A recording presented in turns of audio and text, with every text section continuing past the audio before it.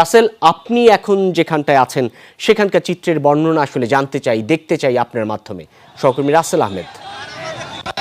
আমি এই মুহূর্তে রয়েছি হচ্ছে বিজয় সরণি এলাকাতে। আপনি দেখতে পাচ্ছেন আসলে আমার পাশের চিত্র, আমি যদি সেটি দেখাই, সেনাবাহিনীর যে এখানে অনেকগুলো গাড়ি রয়েছে, যানবাহন রয়েছে, আপনি দেখতে পাচ্ছেন তাদের সেই গাড়ির সামনে দাঁড়িয়েই সাধারণ মানুষ স্লোগান দিচ্ছে এবং গাড়ির উপরে উঠেও সাধারণ মানুষ পতাকা হাতে উল্লাস করছে এবং সেনা সদস্যরাও ধৈর্যের সাথে সে বিষয়গুলো তারা দেখছেন। এবং তারা এই জায়গাটিতে অর্থাৎ প্রধানমন্ত্রী কার্যালয়ের ঠিক পাশেই অর্থাৎ বিজয় সরণির যে মোড়, এই জায়গাটিতে আসলে কাঁটাতারের বেড়া দেয়া হয়েছিল এবং সেই বেড়াটি উঠিয়ে সেই সাধারণ মানুষ আসলে উল্লাস করছেন।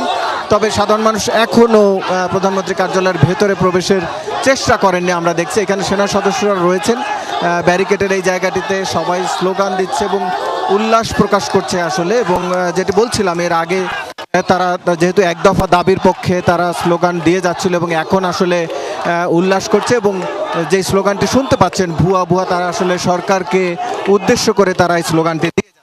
আমরা যেই চিত্রটি আসলে দেখছিলাম সকাল থেকেই, যে অসংখ্য মানুষের যেই ভিড় বা অসংখ্য মানুষের যে মিছিল আসলে যেটি তেজগাঁ হয়ে শাহবাগের দিকে এগোচ্ছিল, সেটিরই আসলে আরেকটি অংশ এই অর্থাৎ এখন রয়েছে বিজয় সরণির সামনের যে সড়ক, সেই সড়ক দিয়ে তারা গণভবনের দিকে গেছে একটি অংশ এবং আরেকটি অংশ রয়েছেন এই প্রধানমন্ত্রী কার্যালয়ের ঠিক সামনের দিকে রয়েছেন এবং সেই লম্বা মিছিলটি আসলে এই পর্যন্ত এসছে।